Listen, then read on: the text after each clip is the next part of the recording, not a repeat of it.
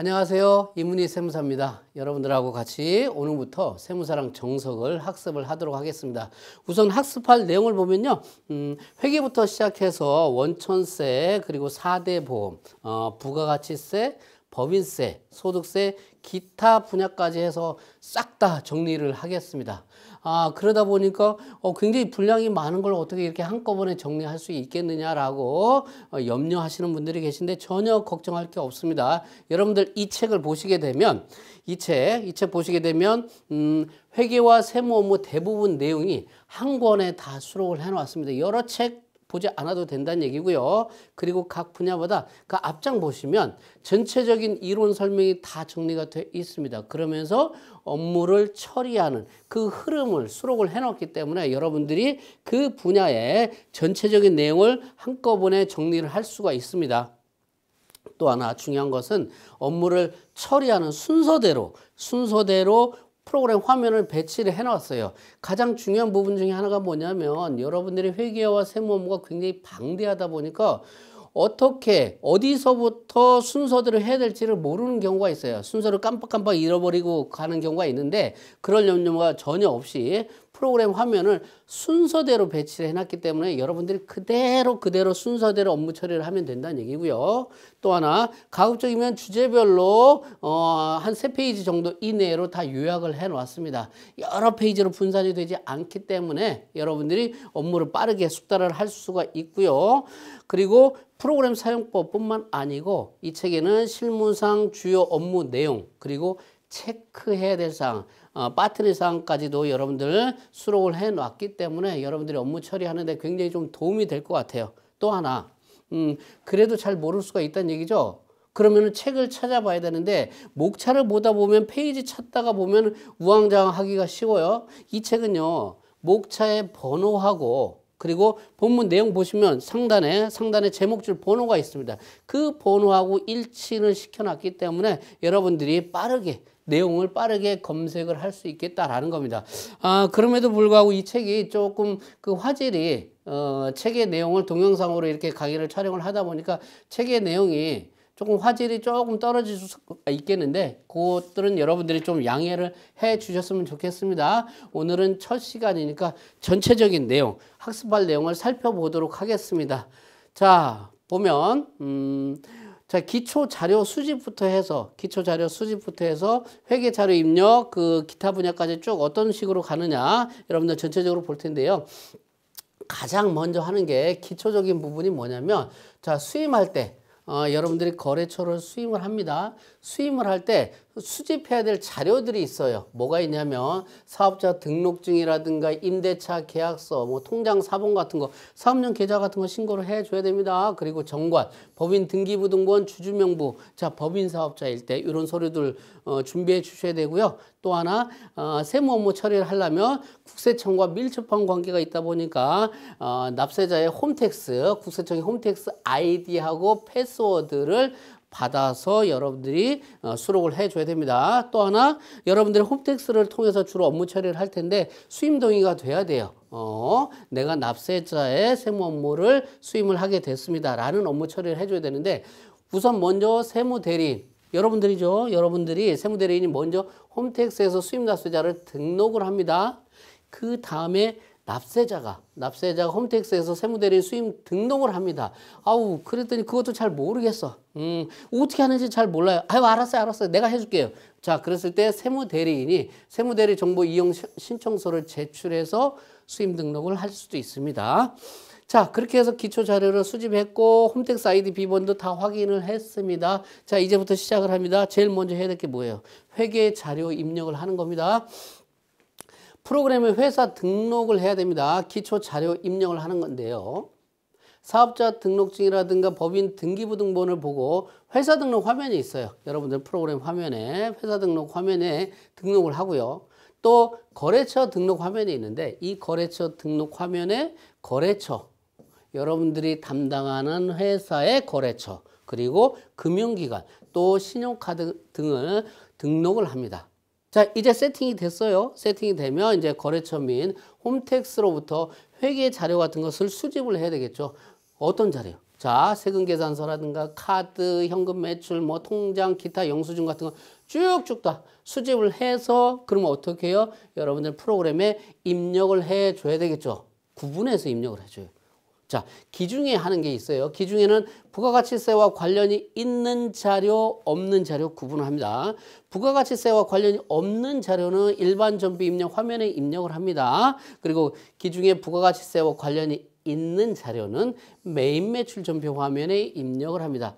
자, 여러분들 이 내용은 전체적으로 제가 한번 쭉 살펴보는 내용이에요. 나중에 계속 강의를 진행하면서 반복 설명을 할 거예요. 너무 모르겠다. 처음부터 그냥 너무 또 장황한 얘기 한다라고 생각하실지 모르겠는데, 전혀 그럴 필요 없어요. 계속 반복해서 설명을 할 테니까 걱정 안 하셔도 되고요. 자, 그렇게 기중에 입력을 하다가 기말에 가서 결산 수정사항을 입력을 해야 되는데, 결산 수정사항은 어디에? 결산 자료 입력 화면에다가 주로 입력을 하고요. 때에 따라서는 일반 전표 입력에도 입력을 합니다. 여기에도 있는데요? 그렇죠. 여기에도 있어요. 중복이 되고 있어요. 자, 그렇게 해서 회계 자료를 입력을 하면 또 중간중간에 해줘야 될 게 뭐예요? 여러분들 회사가 직원들한테 월급을 주죠. 뭐 해야 돼? 원천세 신고라는 걸 해야 돼요. 자, 원천세 신고를 하는데 임직원이라든가 일용직 또는 여러분들 회사가 스스로 주는 사업소득자, 프리랜서라고 얘기를 하죠. 이 사람들에 대해서 주민등록등본 같은 이거 서류를 받아서 인적 사항이 확인이 되겠죠. 그러면 사원 등록 화면이라는 게 있어요. 사원 등록 화면에 입력을 하고요. 그리고 임직원 급여, 일용직 급여, 사업소득자들한테 돈을 주겠죠. 그거에 대한 내역을 확인해서 어디에다가 급여 자료 입력이라는 화면이 또 있어요. 화면이 굉장히 많이 나오고 있죠. 그래봤자 화면 몇 개 안 돼. 너무 지레지레 겁먹지 마요. 급여 자료 입력 화면에다가 입력을 합니다. 입력을 다 했어요. 그러면은 원천세 신고를 어디다가 세무서에 해야 돼. 그랬을 때 매달 원천징수 이행상환 신고서라는 또 화면이 또 있어. 그 화면에다가 작성을 하고 전자신고를 합니다. 그리고 납부서 출력해서 교부를 하고 쭉쭉쭉쭉 매달 하다 보면 2월 달에 가서 다음 연도 2월 달에 가서 뭐 해야 돼? 연말정산이라는 걸 해야 돼요. 그리고 지급명세서도 제출을 해야 돼요. 이 지급명세서가 간이지급명세서도 있고 정기지급명세서도 있어요. 이렇게 해서 원천세 신고하는데 이 원천세하고 같이 따라다니는 애가 있어요. 짝꿍이죠, 짝꿍. 뭐예요? 4대 보험. 이 4대 보험에 대해서도 신고하고 또 정산도 해줘야 돼요. 그건 매달 이루어질 겁니다. 자, 그리고 해서 여러분들이 해야 될 게 뭐냐면 부가가치세예요. 부가가치세 신고를 해주는데 홈택스에서 세금계산서, 신용카드, 현금 영수증 매출, 신용카드 매입자료 이런 부분들을 스크래핑 끌어올 거예요. 스크래핑해서 입력을 합니다. 홈택스에서 스크래핑 하지 못하는 자료들 대표적인 게 뭐냐면 수기세금계산서, 현금 매출 자료들은 직접 입력을 해줘야 될 겁니다. 그래서 자료 입력을 하고요. 그리고 나서 부속 명세서 같은 게 있어요. 세금계산서 합계표 같은 거. 부속 명세서 작성을 하고 그 다음에 부가가치세 신고서를 작성하고 신고를 해줍니다. 자, 부가가치세는 부가가치세 과세 대상채와 용역을 공급하는 사업자에 해당이 되는 거죠. 면세사업자는 어떻게 할 거냐 그러면 면세사업자. 부가세 신고를 하지 않습니다. 그러다 보니까 부가세 면세 사업자 개인 사업자는 다음 연도 2월 달에 사업장 현황 신고서를 작성해서 제출을 해주게 됩니다. 자, 그렇게 부가세와 부가세 원천세까지 끝나게 되면 그 다음에 해야 될 게 법인세 소득세 신고를 하는데 법인사업자의 경우에는 1년 동안 벌어들인 부분에 대해서 법인세 신고를 하는데 이미 기본적으로 여러분들이 회계 자료 입력을 다 해왔어요. 그리고 부가세 신고 자료도 다 입력을 했어요. 원천세 신고도 다 해왔어요. 그런 자료들을 다 모아서 집계해서 법인세 신고를 하는데 우선 회계 자료에 근거해서 결산을 완료를 할 겁니다. 그래서 표준 재무제표라는 걸 작성을 해요. 그러면 이제 세무조정할 준비가 됐다는 얘기죠. 그러면 세무조정 사항을 입력을 하고 조정 명세서라는 걸 작성을 합니다. 다 됐어. 그러면 신고서, 부속 명세서 작성하고 전자 신고를 해주면 됩니다. 이게 법인 사업자예요. 개인 사업자는 어떻게 할 거냐?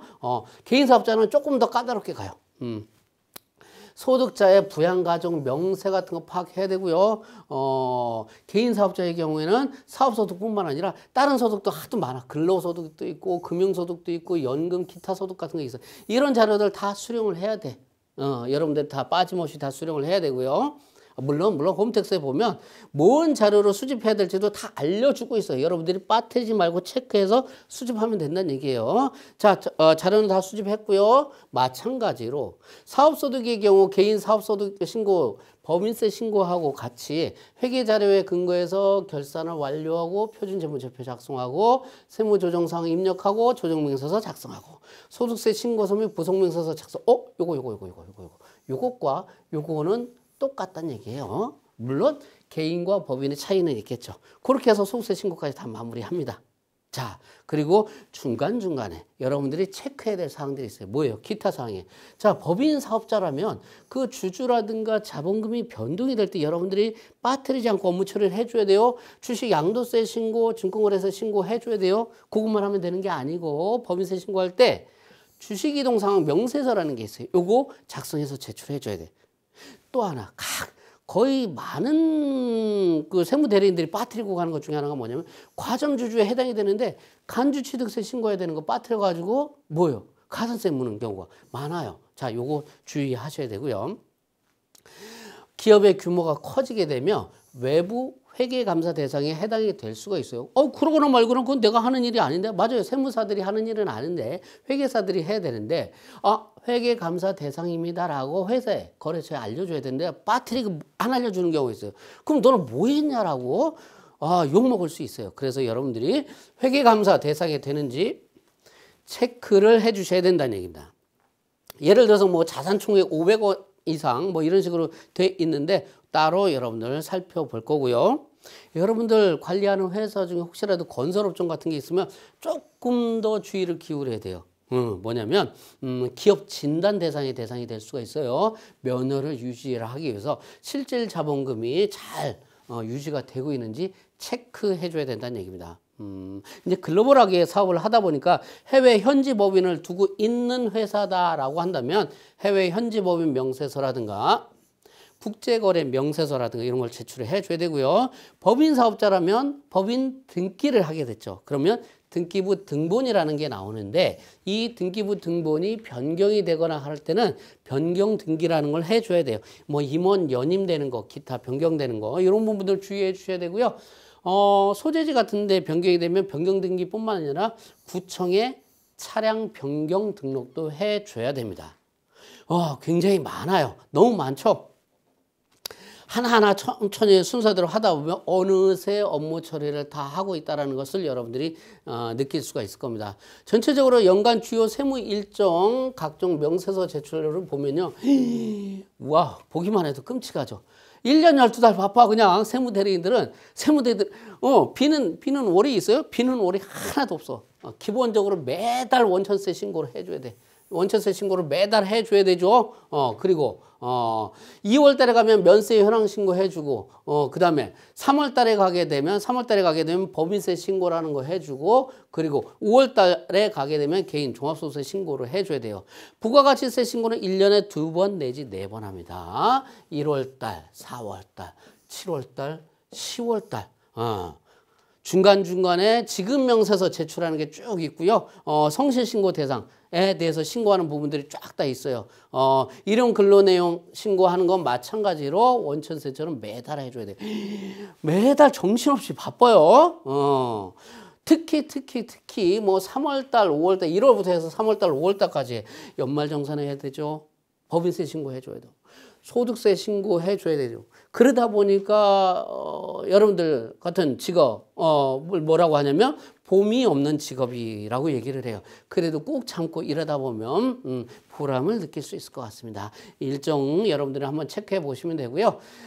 그 다음에 명세서 제출하는 부분을 보도록 하겠습니다. 이것도 여러분들이 빠뜨리지 않고 체크해 가지고 제때에 명세서를 제출을 해야 됩니다. 안 그러면 어떻게 돼요? 안 그러면 가산세가 따라온다는 얘기예요. 가산세가 내지 않아도 될 세금을 낸다는 얘기예요. 자, 매월 신고해야 되는 거 매월 뭐예요? 원천세 급여 신고하는 겁니다. 신고 납부, 4대 보험 신고 납부하고. 매월 말일날 보면, 매월 말일날 보면 일용 근로소득 지급명세서, 사업소득 간이지급명세서를 제출해야 돼. 그달 거 다음 달 말까지 매달 신고할 수도 있다라는 얘기. 이렇게 매월 정기적으로 신고하는 것뿐만 아니라 수시로 신고를 해줘야 되는 부분들도 있어요. 자, 하반기 때, 자, 7월부터 12월까지는 1월 말까지 근로소득 간이지급명세서. 그러면 상반기 때는 1월부터 6월까지는 7월 말에 신고를 해줍니다. 제출을 해줘야 돼요. 자, 그 다음에 2월 말일에 가면 지급명세서라는 것을 제출을 해주고 3월 10일 날은 사업근로 이때. 그럼 여기도 있는데 이거하고 이거는 뭐예요? 요거는 간이지급명세서. 요거는 본격적인 정식의 지급명세서를 이때 제출합니다. 자, 그렇게 되고요. 부가가치세에서 굉장히 중요한 부분 중에 하나가 뭐냐면 세금계산서죠. 이 세금계산서를 전부 다가 요즘에는 전자로 발행을 하게끔 되어 있습니다. 모든 법인사업자 무조건 다 해줘야 돼요. 개인사업자 중에서 직전 과세기간 매출이 8천만 원이 넘어가게 되면 요거는 2024년 7월부터 법이 개정되는데 앞으로도 금액이 좀 다운되겠죠. 전자세금에서 발행하는 게 확대가 될 수 있다는 얘기예요. 가급적이면 개인사업자 닥치고 그냥 다 그 발행을 하라고 해요. 여러분들 업무 처리를 편하게 하기 위해서. 여하튼 모든 법인사업자, 개인사업자 중에서 일정 개인사업자는 전자세금계산서를 의무적으로 발행을 해줘야 돼. 안 하면 어떡할래? 안 하면 가산세에 들어간다는 얘기죠. 자, 과세수입과 면세수입 합산해서 판단할 거고요. 가급적이면 전자세금계산서 발급을 하도록 여러분들이 유도를 해줘야지만이 업무 처리가 편하다는 얘기. 계산서도 마찬가지로 전자로 다 발행을 합니다. 그리고 현금 영수증 발행하라는 게 있습니다. 의무 발행 업종 요거 여러분들이 제대로 얘기를 안 해주게 되면 가산세가 그냥 폭탄을 맞아요. 그래서 누락하지 않도록 여러분들이 언급을 반드시 해줘야 된다는 얘기입니다. 자, 사업자 등록하는 건요, 사업 개시 후 20일 이내에 신고하라고 돼 있는데 요즘은 거의 다 바로바로 다 해버려요. 후딱후딱 해버려요. 옛날에야 뭐 어기적 돼가지고 늦게 했지만 지금은 다 빨리빨리 해버립니다. 신용카드 및 현금영수증, 가맹점, 4대 보험 신고 알아서 다 할 겁니다. 그게 아니라 여러분들이 해줘야 되겠구나. 여러분들이 해줘야 되고요. 사업자 등록을 해놓고 정정할 사항들이 있을 텐데 상호 소재지 뭐 이런 것들 또는 그랬을 때 법인의 경우에는 상호 소재지 업종 같은 거 이렇게 변경이 되면 사업자 등록 정정 신청하기 전에 뭐부터 해야 돼요? 정관이라든가 등기부 등본을 먼저 변경을 해줘야 됩니다. 주로 법무사님들이 해주실 텐데 그 서류를 받아서 첨부해서 제출합니다. 특히 또 놓치는 게 뭐냐면 법인 소재지가 변경이 되면 당연히 정관 등기부 등본도 수정을 하고 사업자 등록 정정도 하지만 관할 구청에다가 차량 변경 등록도 신청을 해줘야 돼. 안 하면 이것도 과태료. 하여튼 그냥 도처에 그냥 과태료 막 지뢰를 다 심어놨어. 여러분들이 밟으면 터지는 거예요. 주의하셔야 된다는 얘기고. 사업령 계좌라는 게 있는데 통장 신고를 해줘야 돼요. 복식부기 의무자에 대해서 사업 개시 후 6개월 이내라고 돼 있는데 여러분들 이런 거 체크보다도 훨씬 더 중요한 건 뭐냐면 가급적이면 모든 개인사업자는 사업자 등록 신청할 때 사업령 계좌를 신고하도록 합니다. 내가 언제 이 개인사업자가 처음에는 사업 규모가 작았지만 언제 복식부기 의무자가 될 줄 알아. 그때 딱 해가지고 사업령 계좌 신고해야 돼요. 누가 그걸 제대로 체크를 하는 사람들이 별로 없다는 얘기예요. 그러니까 아예 사업자 등록할 때부터 아예 신고를 해버리는 게 속편하다라는 얘기고요. 여러분들 지출을 할 때 보면 거의 대부분 다 지금은 다 신용카드를 다 쓰죠. 그런데 이 신용카드를 홈택스에 등록해 주시면 여러분들이 업무 처리를 굉장히 편하게 할 수가 있다는 얘기예요. 물론 법인 사업자의 법인 신용카드는 당연히 등록이 되는 거지만 개인 사업자의 경우에는 홈택스에 신용카드 등록, 사업용 카드라고 해서 등록을 해줘야지만이 카드 사용 내역을 스크래핑, 다운받아서 활용을 할 수가 있다는 얘기예요.